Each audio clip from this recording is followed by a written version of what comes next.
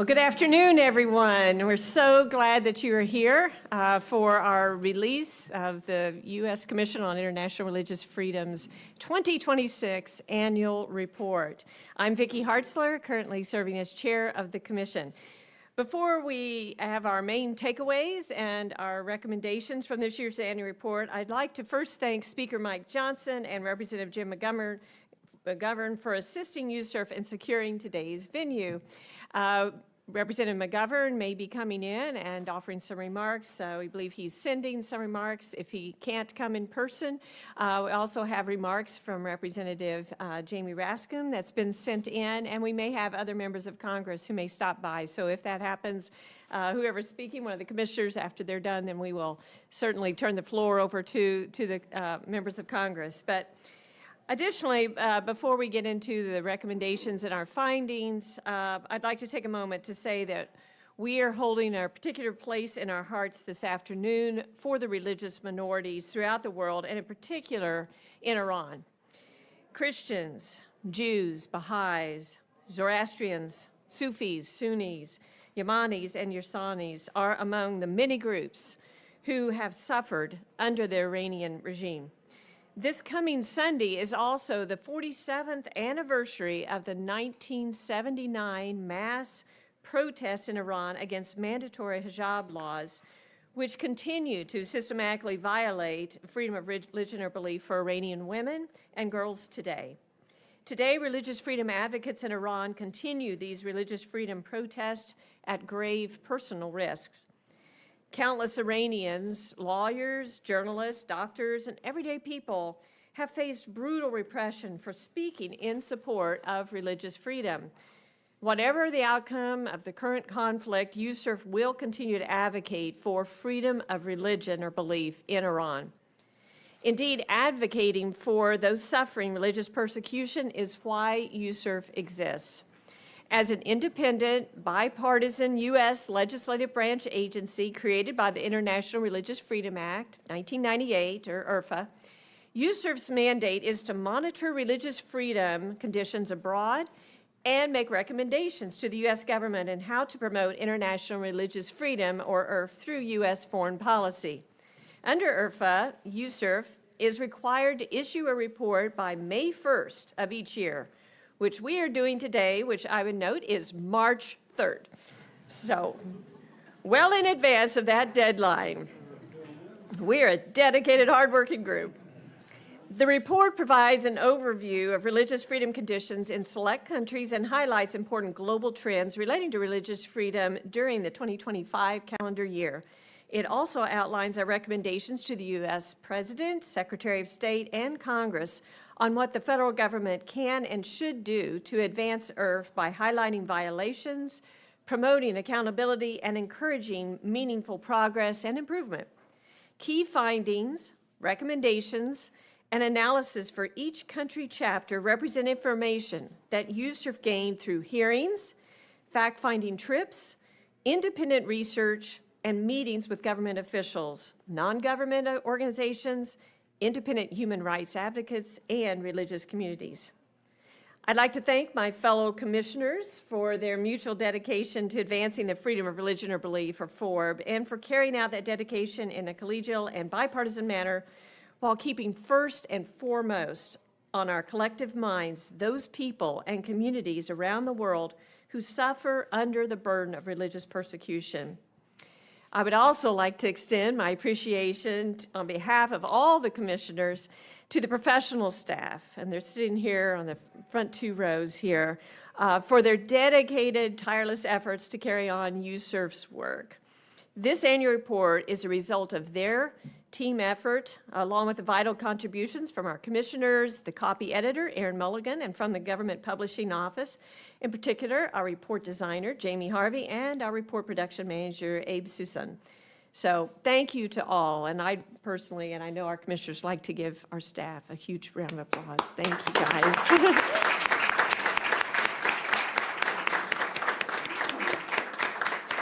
These guys are amazing. Also, I'm pleased to share with, although I'm pleased to share with you our new report, which hopefully you've gotten a copy of. There are copies in the back of the room.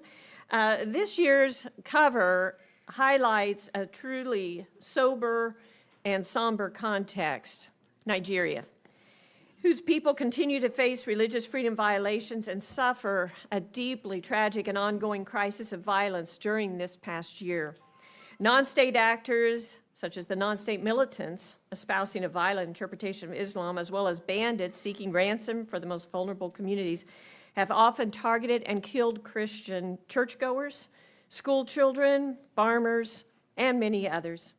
USCIRF also recognizes, and this year cover reiterates, that these same violent actors have also killed and displaced many thousands of Muslims as well. These two largest religious communities continue to suffer along with practitioners of traditional African religions and others, and the Nigerian government has for far too long been negligent in seriously and directly tackling the violence and its complex underlying factors. We welcome you to take this hard copy of the report, or you can download it from our website, which is uscirf.gov.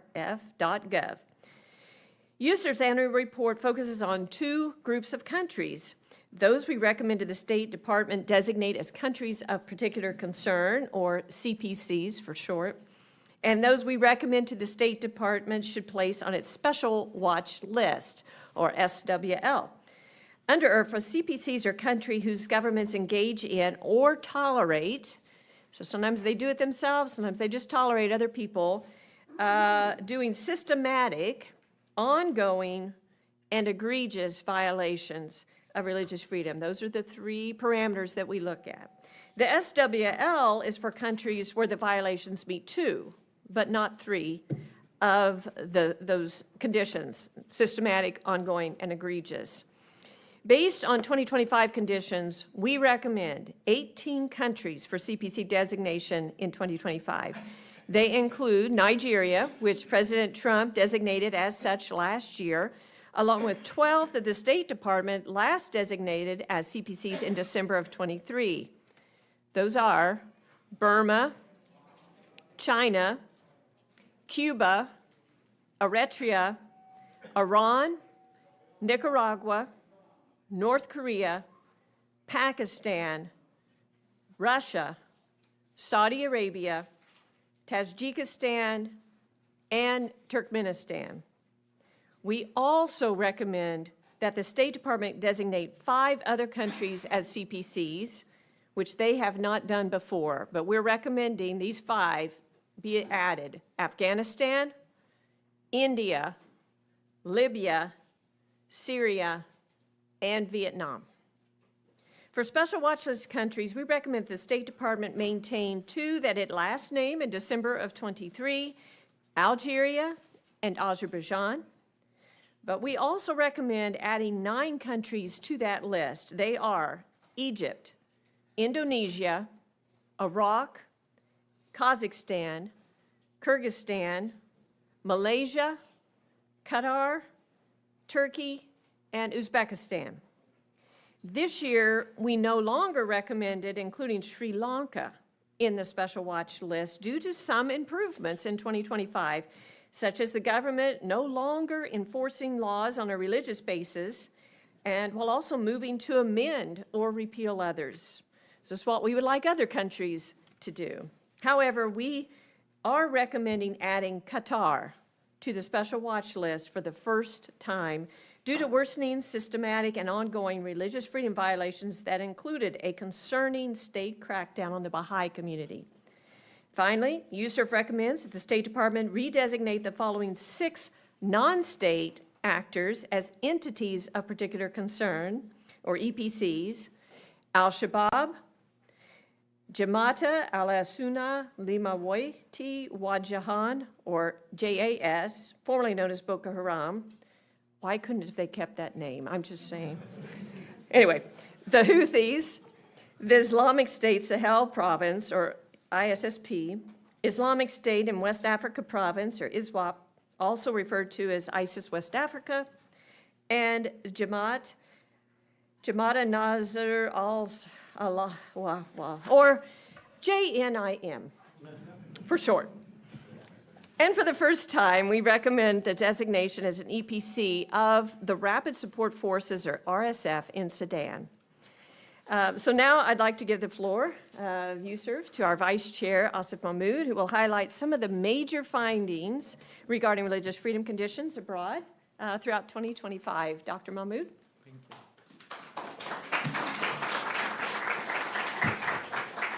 Good afternoon, and thank you so much for getting us started, Chair Hartzler. Yes.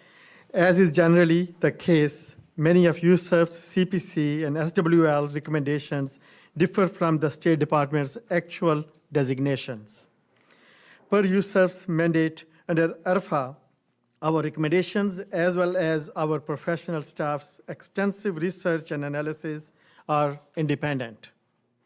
Our information comes from U.S. government's entities, open source media, civil society organizations, and religious community representatives from around the world. USCIRF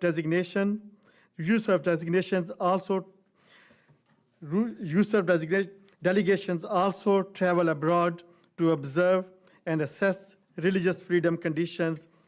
In 2025, USCIRF delegations visited Azerbaijan, Bangladesh, Indonesia, Kazakhstan, and Kyrgyzstan. As a result of these extensive and independent research, USCIRF continues to highlight the systematic, ongoing, and egregious violations that governments committed or tolerated throughout 2025. And religious freedom conditions in those contexts are indeed troubling. In addition to Nigeria's ongoing crisis of religious violence, as Chair Hartzler described, the world's worst violators persisted in their disdain of freedom of religion or belief. The Chinese Communist Party deepened its crackdown on all religious activities that dared to operate outside its tight-fisted control, arresting dozens of Protestant Christians, house church pastors, and members. While the Buddhist nationalist military junta in Burma continued to single out other religious communities as targets of its most violent atrocities, Rohingya Muslims, Chin Christians, and many others alike. Meanwhile, India continued to deepen its religious nationalist project to marginalize non-Hindus across the country, expelling hundreds of Bengali-speaking Muslims despite their Indian citizenship and turning a blind eye to mob violence against Christians, Muslims, and others. In neighboring Pakistan, the government continued to enforce its blasphemy law and accompanying death penalty to punish those deemed to violate or insult Islam. Even as mob and vigilante violence continued to target and spread fear among religious minorities, including Christians and Ahmadiyya Muslims. And in Nicaragua, the government sustained its total crackdown on religious freedom by continuing to arbitrarily arrest and imprison religious leaders and adherents. The regime also adopted constitutional changes that further empowered it to prosecute religious groups, including through forced denationalizations. While some governments in Middle East and North Africa, such as Iran and Saudi Arabia, continue to impose harsh religious restrictions based on their repressive interpretations of Islamic law, USCIRF this year brings additional attention to two countries where worsening conditions in 2025 merited designation as CPCs, Syria and Libya. In Syria, the tremendous hope that followed the fall of brutal Assad regime in late 2024 quickly faded for religious minorities communities. massacres of Alavis in the coastal area and of Druze in Sueda, as well as devastating church bombing in Damascus, received a best tepid response and little to no investigation from the transitional authorities, demonstrating a significant gap between the authorities' rhetoric and behavior. In Libya, the internationally recognized government in Tripoli supported the prosecution of religious converts and enforcement of stifling blasphemy law while extending significant leeways to its secret police, the Internal Security Agency, to monitor and detain individuals its agents view as engaging in religious dissent.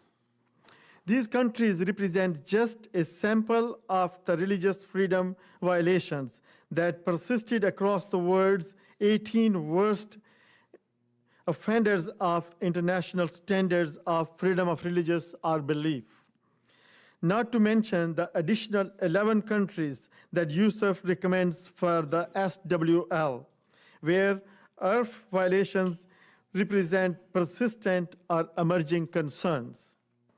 I would also point our audience to the other global developments chapter of the report, which addresses countries' global and regional trends and areas of positive change that fall outside the purview of country-specific chapters.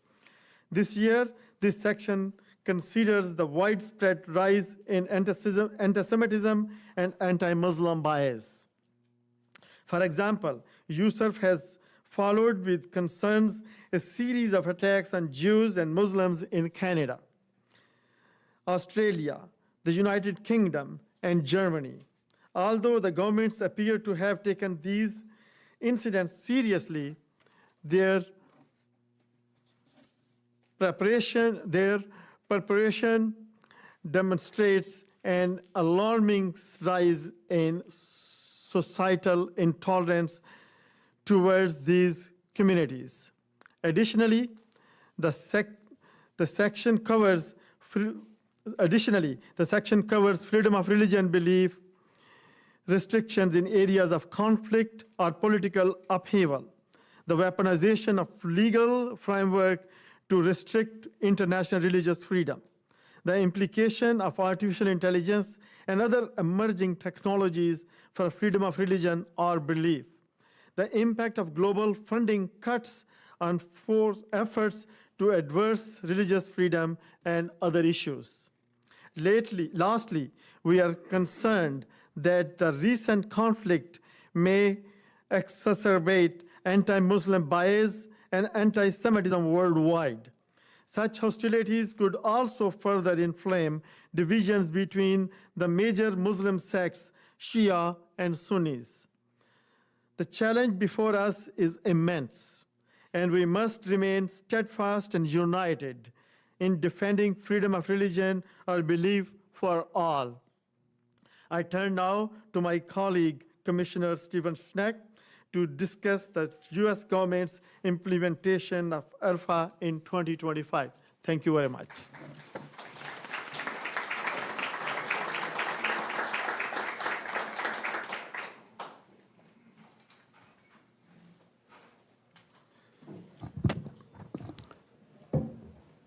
Thank you, Vice Chair Mahmood.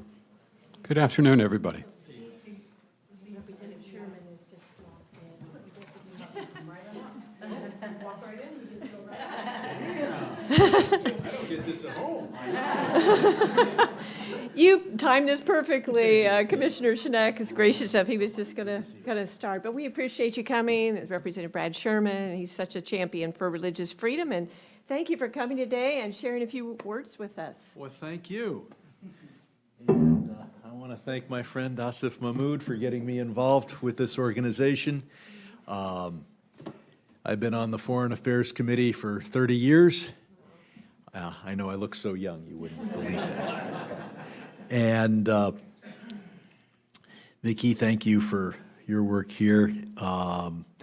There is nothing more important to American values than freedom of religion. It is in the First Amendment for a reason, and we need a foreign policy that reflects our values as a nation. And this commission, shining a light on oppressed religious groups around the world, has done a lot to elevate our discourse on foreign policy.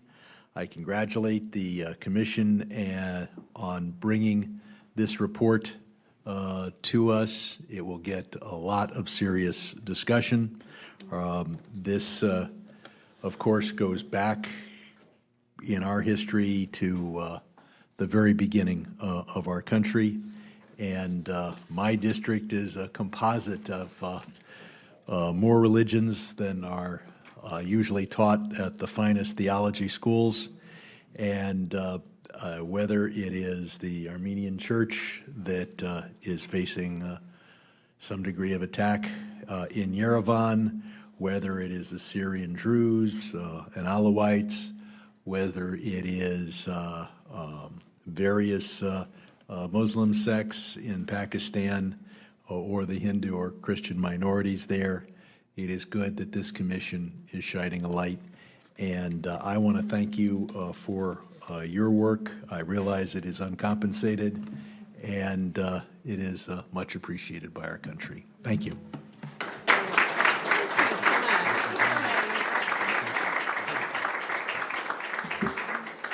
Make sure you get a copy of the report. Of course. I've already got one of my own. Thank you. Appreciate it. Thank you so much, Congressman. Really appreciate your support. And now we'll introduce Commissioner Schneck again.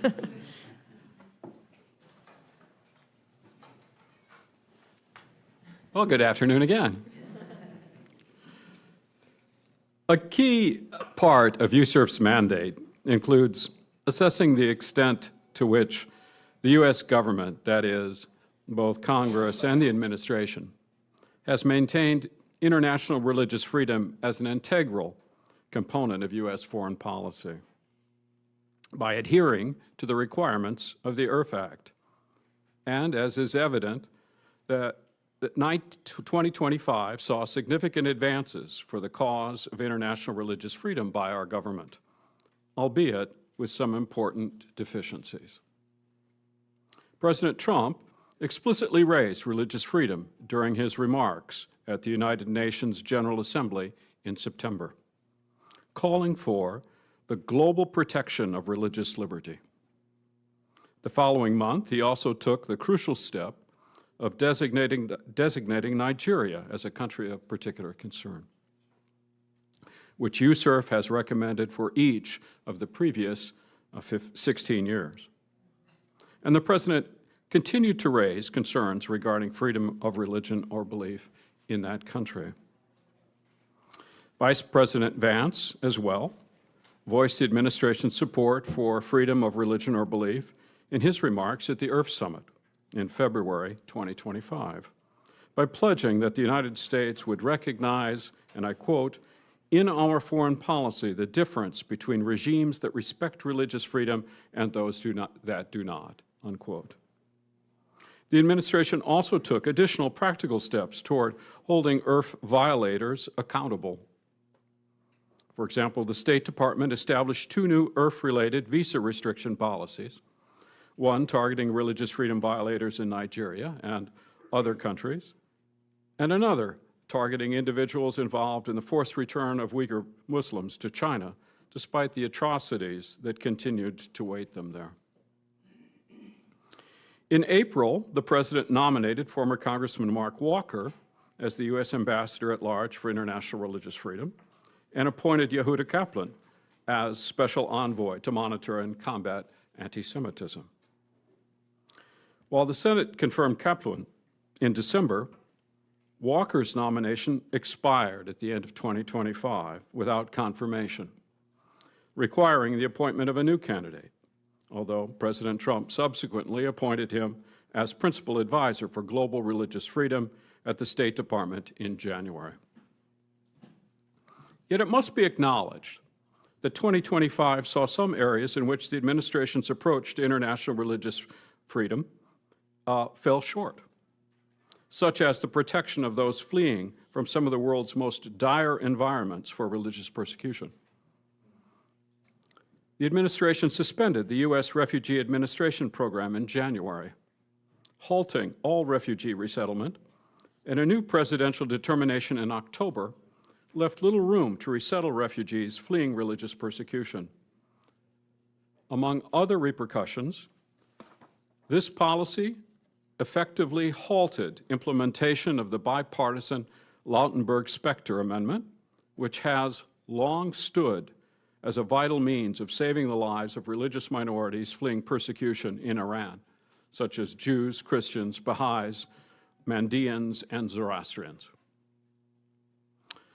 Also, the wider administration cuts to and review of foreign assistance in the year led the State Department to terminate or end around 25 existing IRF-specific programs, leaving only a handful in place. And its Office of International Religious Freedom was unable to fund any new IRF-specific programs in the fiscal year 2025. And very importantly, we are also still awaiting the release of the State Department's 2024 IRF report, the report from last year, in other words. And new CPC, SWL, and EPC designations are awaited as well, beyond that of Nigeria. On the congressional side, as my colleague noted, the United States Congress was particularly active on IRF-related matters during 2025. Members held hearings on religious freedom conditions in countries such as Burma and Sudan, as well as joint hearings in December through the House Appropriations and Foreign Affairs Committee that focused on religious persecution in Nigeria.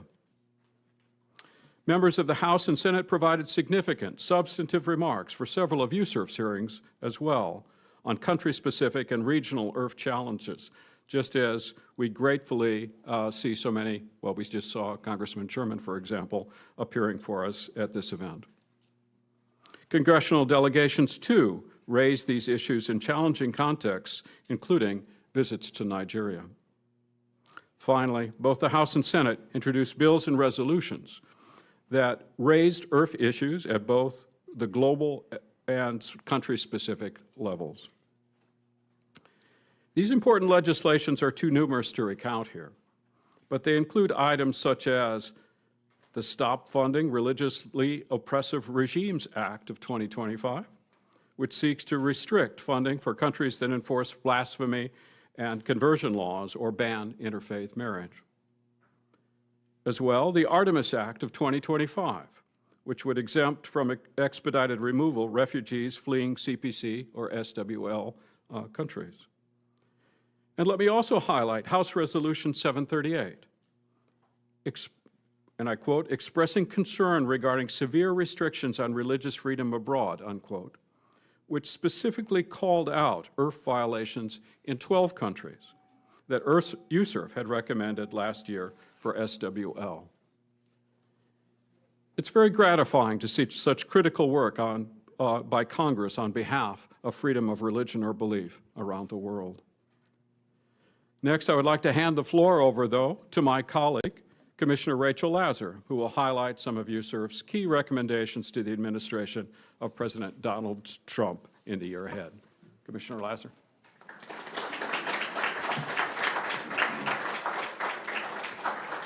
Thank you so much, Commissioner Schneck and fellow commissioners. So as Steve just said, this afternoon I'd like to delineate some of our key policy recommendations to advance FORB, freedom of religion and belief. And I want to note that our reporting is closely adhering to international standards as established in agreements such as the Universal Declaration of Human Rights and the International Covenant on Civil and Political Rights. First, though, I'd like to highlight that the Trump administration in its first year followed the previous Biden administration in failing to make new CPC, SWL, and EPC designations, with the notable exception of Nigeria. We're now well over 2 years since the last designations were made in late 2023, and they're expired. Among our highest priority recommendations, then, is that the current administration would take the long overdue step of making these new designations and to do so according to USCIRF's independent assessment of 2025 conditions abroad. And I'll just stress the independent part because it gives our commission power to make pronouncements and findings that some other parts of the administration don't have. Additionally, as we have done for many years, USCIRF strongly recommends that the administration use the opportunity of these new designations to avoid issuing national interest waivers that have long allowed several CPC countries to escape accountability for their particularly severe IRF violations. First and foremost, USCIRF again recommends that the administration move quickly to set in place key appointments to lead U.S. efforts to advance FORB throughout the world. Commissioner Schneck just referred to some of them. They include, number one, renominating an ambassador at large for international religious freedom, which is part of IRFA, the law, as well as appointing USCIRF commissioners. We have holes right now in our commission. A special advisor to the president on IRF on the National Security Council staff, that position's also missing, and a special envoy for North Korea human rights issues.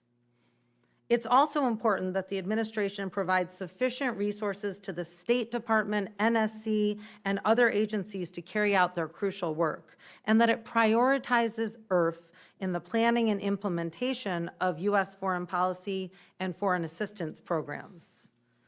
These programs represent one of the most important ways to affect real and positive change, including in countries that the administration designates as CPCs. In addition, USCIRF recommends that the administration weave efforts throughout its foreign policy to hold IRF violators to account. So what are we talking about? There are many ways to accomplish this goal. The administration can link future U.S. security assistance and bilateral trade policies to religious freedom improvements in CPCs and SWL countries. It can make a point to explicitly advocate for the release of FORB prisoners in its engagements with those countries. We were just meeting with the sister of one this morning. And it can broadly implement the State Department's policy to apply visa restrictions to foreign government officials who've engaged in violations of religious freedom, including extending such restrictions to their immediate family members. How about that? Despite their egregious behavior, many such officials still take vacations or send their children to study in the United States. And we should not continue to extend them those privileges as they persist in repressing the fundamental religious freedom of people in their home countries. Finally, the administration must re-embrace the United States' longstanding and bipartisan commitment to protecting individuals fleeing religious persecution. That commitment can take many forms, such as increasing the annual admission ceiling of the U.S. Refugee Admissions Program to provide sufficient slots for those at risk, including, may I mention, Iranian religious minorities registered for the Lautenberg-Specter program, and even more so now when we should be helping them get out. It can also mean resuming the resettlement of refugees fleeing religious persecution or reestablishing full asylum access for such individuals, especially to mitigate the risk of their refoulement to repression, imprisonment, torture, or worse in their home countries. In other words, there is much that the administration can and should do to demonstrate its commitment to U.S. leadership on behalf of IRF. And it's one of those rare places where it has bipartisan support. I now turn to my colleague, Commissioner Maureen Ferguson, to discuss some of our recommendations to Congress for steps it too can take to advance FORB.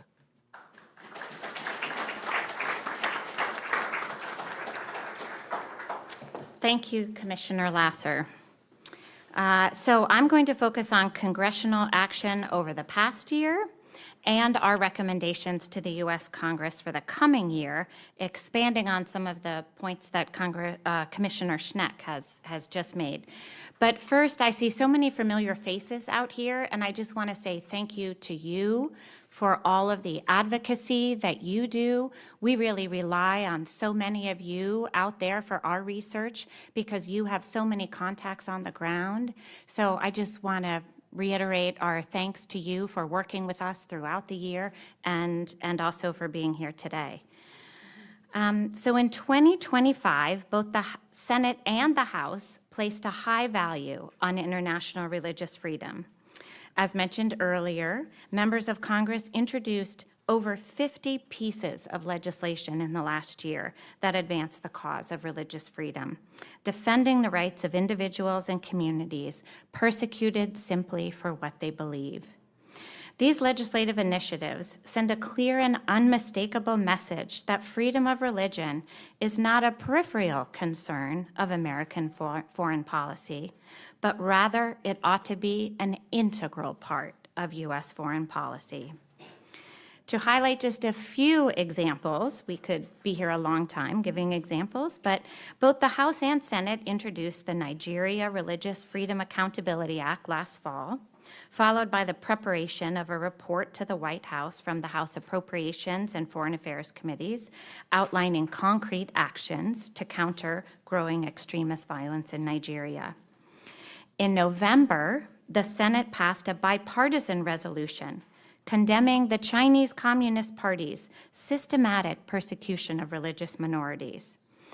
That resolution specifically highlighted the detention of Pastor Ezra Jin and leaders of the Zion Church. It also reinforced congressional concern over the broader repression facing Uyghur Muslims, Tibetan Buddhists, underground Catholics, and other Protestant house church members across China. In December, both House and Senate introduced resolutions that again called out Iran's state-sponsored persecution of the Baha'i community, among others. Congress also drew attention to the moral and strategic importance of promoting religious freedom internationally through 11 different congressional hearings, and over 33 members of Congress advocated for religious prisoners through the Defending Freedoms Project of the Tom Lantos Human Rights Commission. We greatly appreciate these members of Congress who have championed these efforts. Their bipartisan cooperation reflects the best of our democratic tradition and the recognition that religious freedom transcends party lines. Whether through floor speeches, hearings, or delegation travel, they've shown that defending this right is a priority of our foreign policy. Now looking ahead to 2026, we'd like to urge Congress to build on that momentum by implementing some of USCIRF's recommendations. We hope Congress will continue introducing, advancing, and passing legislation that strengthens policy in this area by, first, reauthorizing this commission, by providing humanitarian assistance that prioritizes the persecuted and the needs of many men, women, and children for whom religious persecution has forced them from their homes, including in refugee and internally displaced persons camps in Bangladesh, Iraq, Nigeria, Sudan, Syria, and elsewhere. A commitment from the United States not only demonstrates the powerful influence of our government, but it also provides a lifeline to those facing persecution merely because of their beliefs, and offers hope to those who may feel that the rest of the world has forgotten them. Congress also has an essential role to play in promoting accountability. Religious freedom violations frequently persist in countries of particular concern because too often perpetrators face no consequences. Members of Congress should use delegation visits to explicitly and boldly raise religious freedom concerns directly with foreign governments as they travel on CODELs, and meet not only with officials but also with religious leaders and civil society, because that sends a powerful message of solidarity. Congress should also condition foreign aid and other forms of assistance to governments that fail to make meaningful improvements on freedom of religion. American taxpayer dollars should never inadvertently enable repression. Along those lines, we urge Congress to address the corrosive influence of foreign governments that seek to sanitize their records through lobbying efforts in Washington, as we've seen recently with the $9 million lobbying campaign from Nigeria. No individual should receive compensation for lobbying on behalf of governments designated as the world's worst religious freedom violators. And we again recommend that Congress act to prohibit any person from receiving compensation for lobbying on behalf of CPC governments. These governments are responsible for perpetrating religious repression around the world, from China's unjust detention of Jimmy Lai, recently sentenced to 20 years in prison, to Nigeria's failure to rescue Leah Sharubu and other girls like her, and to Father Irvin Lopez, a priest who has remained in detention for years in Nicaragua as part of its crackdown on the Catholic Church. We urge congressional members to advocate on behalf of religious prisoners like these and others through USCIRF's Frank Wolf Victims List, which Commissioner El-Sanusi is about to highlight here. These recommendations are just a sample, of course, and there are many more ways for congressional members to engage in these issues. And I'll hand the floor to Commissioner El-Sanusi.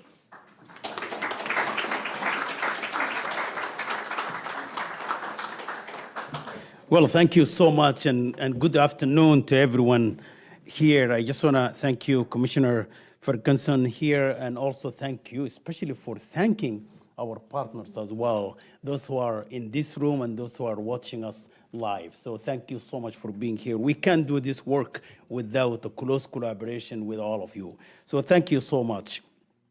So the Frank Wolf International Religious Freedom Act of 2016 made some key recommendations and key amendments, rather, to IRFA, one of which was creating the designation of entities of particular concerns, or we call them EPC.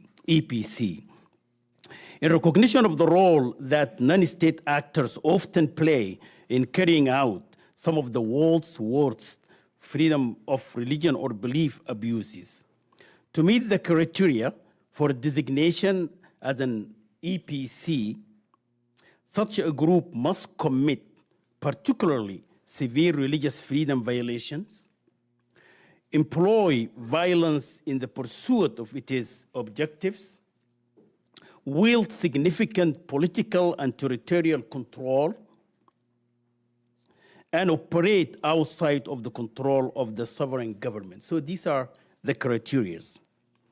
So it is worth noting here as well, most of the USCIRF's recommendations relate to repeat offenders in this regard. And in contrast, CPC, countries of particular concern or special watch list countries, the State Department has shared our assessment of the 6 designations that we recommend. Namely, Al-Shabaab has long terrorized people in Somalia and in the region as well.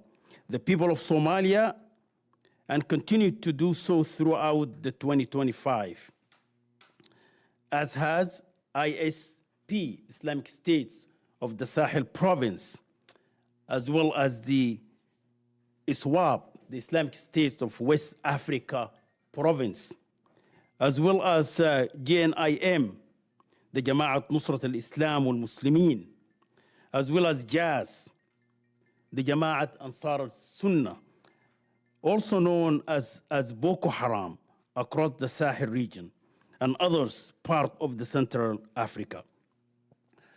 These various groups were responsible for ongoing religious violence in 2025, including massacring and displacing thousands of Christians, Muslims who disagreed with their violent interpretation of Islam, and others abducting hundreds of school children, attacking churches, mosques, and other places of worship, and a whole host of other atrocities that they're committed by them. Additionally, the Houthis persisted in their crackdown against Yemeni Christians and Baha'is while promoting their deeply anti-Semitic rhetoric and actions, deliberately conflating Israelis' policies with Judaism and Jewish identity. So I also like to highlight a few changes to the United States Commission on International Religious Freedoms recommendations and reporting for 2025, involving groups that we recommend for EPC designation, as well as non-state religious violence that may fall outside the EBC standards and yet deserve our shared attention. First, we as a commission no longer recommend the designation of Hayat Tahrir al-Sham or HTS in Syria. While the commission remains deeply concerned about the group's long-standing repression of religious freedom, Hayat Tahrir al-Sham now leads Syria's transitional authorities following the fall of the former regime in late 2024, and as such, now functions as the de facto state actor in Syria.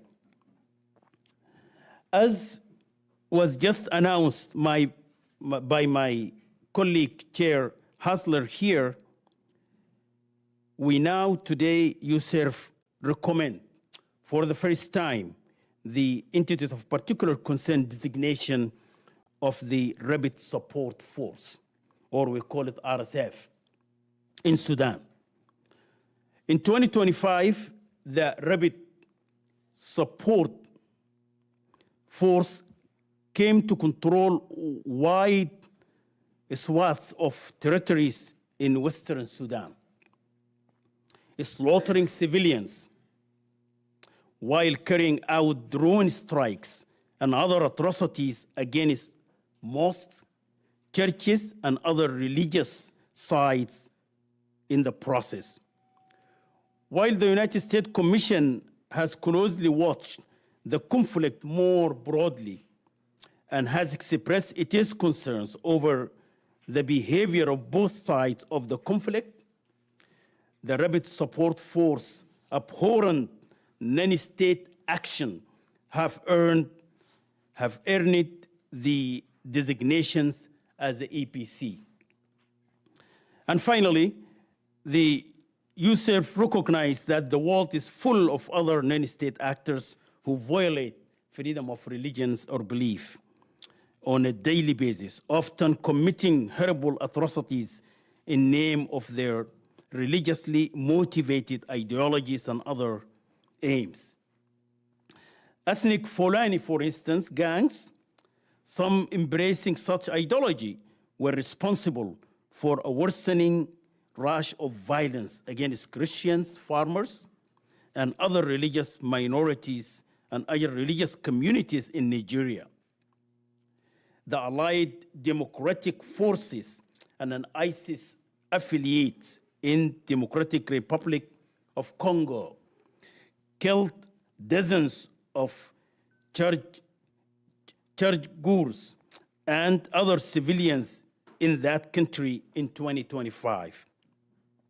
And other ISIS affiliates in Afghanistan, Syria, and Mozambique as well continue to join their ideological compatriots in attacking religious minorities and others. Such group may not merit EBC designation, but they certainly merit our attention as well as the U.S. policy efforts to counter their violent and hateful actions against individuals seeking to freely and openly practice their religion or belief. In addition to creating EPC designations, the Frank-Wolf Act's amendments to the International Religious Freedom Act also require USCIRF to maintain a public list of individuals. And I quote, imprisoned, detained, disappeared, placed under house arrest, tortured, or subject to forced denunciations of religious faith by the government of a foreign country or by non-state actors, the Commission recommends for designation as a country or entity of particular concern for religious freedom, end quote. This addition to USCIRF's mandate resulted in the Frank-Wolf Freedom of Religion or Belief Victims List, which we launched in 2019 as a publicly available database, thanks to all of you and to the civil society partners and the international religious freedom advocates around the world who submitted cases supporting documentations and additional insight on these victims. What does these efforts mean in practical?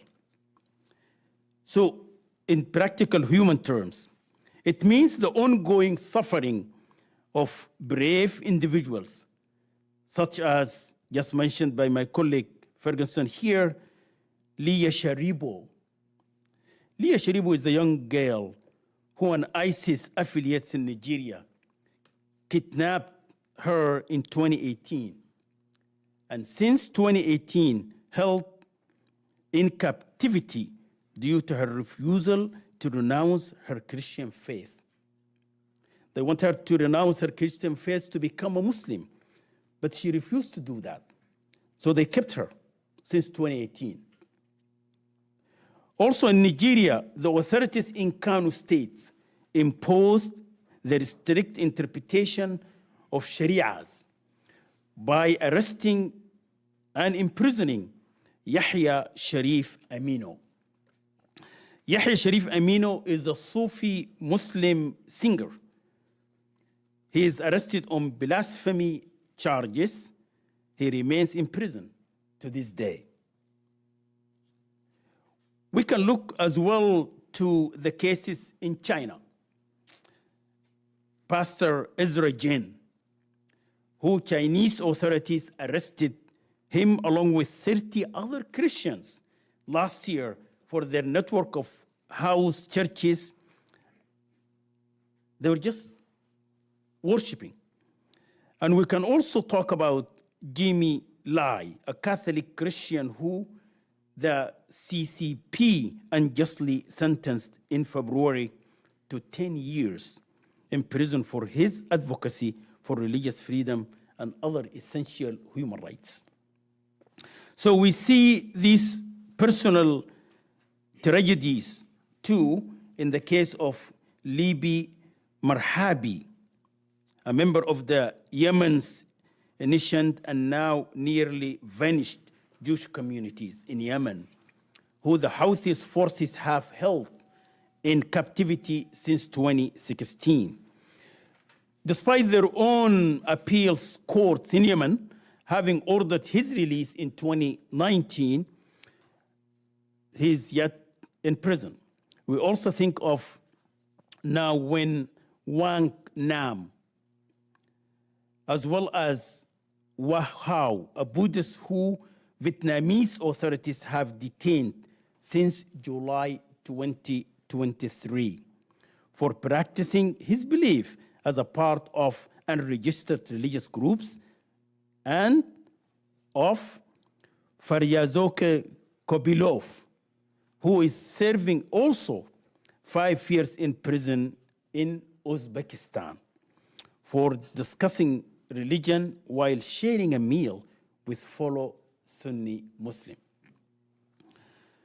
Such cases, this is just a highlight of some cases, are scattered across the globe. We can also mention in Russia, Andrei Valsov has also suffered 6 years in prison, with another year remaining in his sentence, as a part of that government's ongoing persecution of Jehovah's Witnesses. We can move to see what's happening in Eritrea, as Eritrea also detained Father Fistom Burhan. It is for a shocking 22 years in prison for just leading a Bible study movement within the Eritrean Orthodox Church. And also Yusuf Al-Mansif, we can talk about Yusuf Al-Mansif, who also a citizen of Saudi Arabia. Al-Mansif himself is awaits in a death sentence in Saudi Arabia prison for peacefully protesting for religious rights of his fellow Shia Muslims in 2017. So these individuals and others that I just highlighted, along with thousands of other USCIRF victims list, represent the human face of religious repression across the world. We are grateful again to all of you who have engaged in tireless advocacy on behalf of all those suffering in captivity for their religion or belief.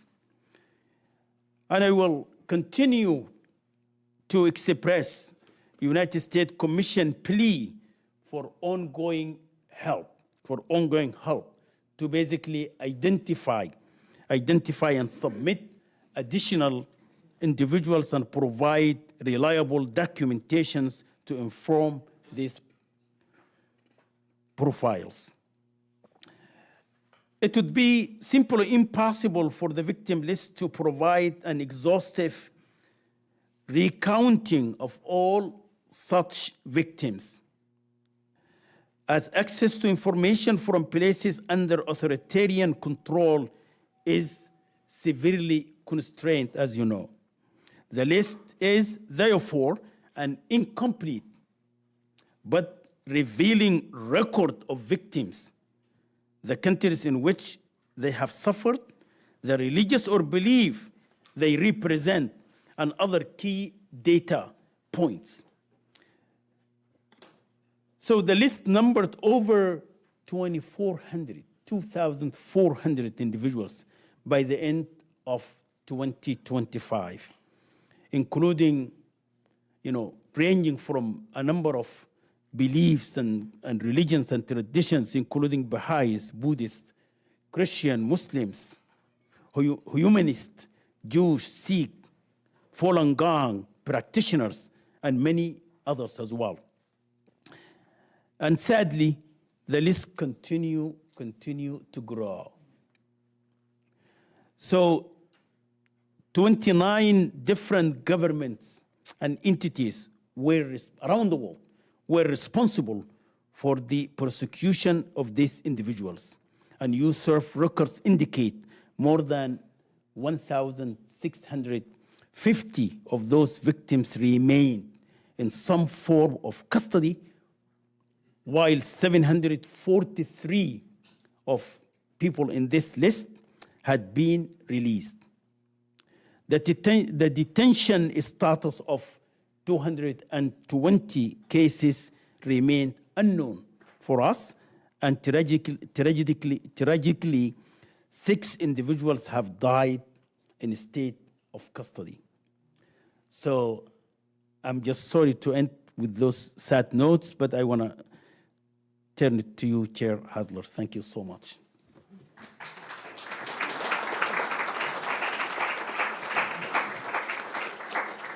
Well, thank you, Commissioner El-Senouzi, for reminding all of us what really matters and what is the core mission here and why we do what we do. It's for the people around the world. We want every individual to be able to have that freedom to live out their faith according to their deeply held beliefs. That's what fuels all of our work. And we want to thank you for your passion for this as well, for your caring, for your partnership with us, for your prayers, for your work. We look forward to continuing to work with you, and we hope that next year we'll have even more individuals that we can announce have been released from prison because of our work, and highlight countries that have changed their laws and made improvements, and take countries off the list. That would certainly be our goal, and that's what we're going to continue to work on the next year together. So thank you, and our meeting is now concluded.